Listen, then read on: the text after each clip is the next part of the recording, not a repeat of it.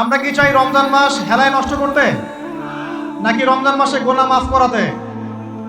আমার সাথে বলেন, এই 10টা কাজ আমরা সবাই করব ইনশাআল্লাহ।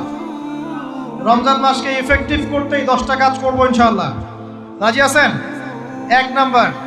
এক নাম্বার হচ্ছে 5 ওয়াক্ত নামাজ। রাজি আছেন কিনা? 5 ওয়াক্ত নামাজ সাধ্যমতো চেষ্টা করব জামাতে পড়ার জন্য।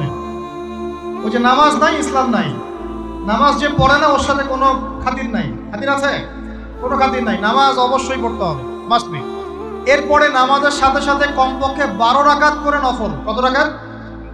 যে ব্যক্তি 12 রাকাত নফল বা সুন্নত দৈনিক পড়ে তার জন্য জান্নাতে একটা ঘর তৈরি করা হয়। 12 রাকাত কি কি কে বলতে পারবেন? প্রথমে ফজরের 2, জোহরের আগে 4, জোহরের পরে 2, কত হলো? 4 2 6 2 8, মাগরিবের পরে, এশার পরে, এই হলো 12। পড়বো তো ইনশাআল্লাহ।